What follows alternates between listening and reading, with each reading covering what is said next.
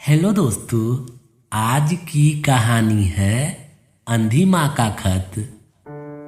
सोनपुर गांव में अजय नाम का एक लड़का अपनी माँ के साथ रहता था। वह बहुत ही प्यारा था। अजय की माँ की एक आंख नहीं थी, इसलिए उसका चेहरा बदसूरत दिखता था। जब अजय छोटा था तब वह अपनी माँ से बहुत प्यार करता था, लेकिन जब वह बड़ा होने लगा तब उसे महसूस होने लगा कि उसकी माँ की एक आंख नहीं है और इस वजह से वह बदसूरत दिखती है। इस बात से उसे शर्म आने लगी, इसलिए अजय अपनी माँ के साथ बाहर नहीं जाता था और अपने साथ भी कहीं नहीं लेकर जाता था। उसे लगता था कि अगर वह कहीं अपनी माँ को साथ लेकर जाता है तो उसके दोस्त उसका मजाक बनाएंगे। इस वजह से वह अपनी माँ को भला बुरा कहता था। तुम्हारी एक आंख नहीं है, तुम्हारी शक्ल अच्छी नहीं है, मेरी दोस्तों की माँ कितनी खूबसूरत है, तुम मेरी माँ नहीं हो सकती। ऐसा कहकर वह अपनी माँ का दिल दुखा देता था। अजय की माँ बेचारी अपने बेटे की बातें सुनकर और उसकी सोच देखकर बहुत दुखी हो जाती थी। अपने बेटे की ऐसी बातें सुनकर माँ का दिल बैठ जाता था। ऐसे ही एक दिन अजय अपनी टिफिन लिए बगैर ही पाठशाला चला जाता है।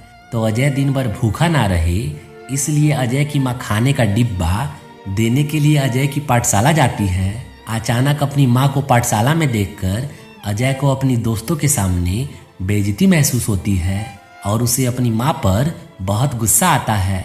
फिर वह घर जाकर अपनी माँ को गुस्से से बोलता है, माँ, मैंने कितनी बार कहा है कि मेरा पाठशाला में मत आया करो। तुम क्यों आई पाठशाला में? तुम्हारी वजह से मेरी कितनी बेइज्जती हो गई। सब दोस्त मेरा मजाक उड़ा रहे होंगे। इस बेइज्जती से तो भूखा रहना ही अच्छा था। फिर अजय की माँ बोलती है, मुझे माफ़ कर दो बेटा, मैं फिर कभी तुम्हारे दोस्तों के सामने नहीं आऊँगी। यह कहकर अजय की माँ रोने लगती हैं, लेकिन फिर भी अजय की माँ उसकी हमेशा अच्छी तरह से ख्याल रखती हैं और ज़िंदगी में उसे किसी चीज़ की कमी नहीं होने देती हैं। ऐसे ही दिन बीत गए। अजय बड़ा हो गया और अब वह पहले से ज़्यादा अपनी माँ का तिरस्कार करने लगा। वह हर वक्त अपनी माँ की बेइज्जती करता रहता था। खुद का गुस्सा वह अपनी माँ पर ही निकालता था। अजय की माँ बेचारी सब कुछ बर्दाश्त करती थी और मन ही मन दुखी हो जाती। एक दिन अजय अचानक अपनी माँ से कहता है, अब मुझे तुम्हारे साथ रहना पसंद नहीं है, मैं यह घर छोड़कर जा रहा हूँ। यह सुनकर अजय की माँ कहती हैं, बेटा, ऐसा मत करो। तुम अगर मुझे छोड़कर चले गए तो मैं अकेली जी कर क्या करूँगी। इस बात पर अजय कहता है, तुम बहुत बुरी हो, तुम्हारी शक्ल अच्छी नहीं है, तुम्हारी वजह से मैं अब और बेइज्जती नहीं हो सकता। माँ के लाख रोकने के बाद भी अजय नहीं रुका और घर छोड़कर चला जाता है। फिर अजय शादी करके अपने बीवी के साथ रहने लगता है और इधर उसकी माँ अकेले ज़िंदगी गुजार रही होती हैं। अब वह बूढ़ी हो चुकी थी। ऐसे ही कुछ वक्त गुजर गए। एक दिन अजय के दरवाजे पर कोई आता है। अजय दरवाज़ा खोलकर देखता है कि उसके गांव से एक आदमी और उसके हाथ में एक खत होता है। वह आदमी अजय से बोलता है, अजय, तुम्हारी माँ अब इस दुनिया में नहीं रही। आखिरी समय में वह तुम्हारे लिए एक खत छोड़कर गई हैं। खत हाथ में देकर वह आदमी वहाँ से चला जाता है। यह खबर सुनकर अजय थोड़ा दुखी हो जाता है। फिर अजय अपनी माँ का खत खोलकर पढ़ने लगता है। उसमें लिखा होता है, बेटा अजय, मेरी एक आँख न होने की वजह से तुम्हारी ज़िंदगी भर बेइज्जती होती रही है। इसका मुझे बहुत दुख था, पर आज मैं तुम्हें एक बात बता रही हूँ जो मैंने तुम्हें पहले कभी नहीं बताई। अजय, जब तुम छोटे थे ना, तब तुम बाहर खेल रहे थे और खेलते खेलते तुम गिर गए।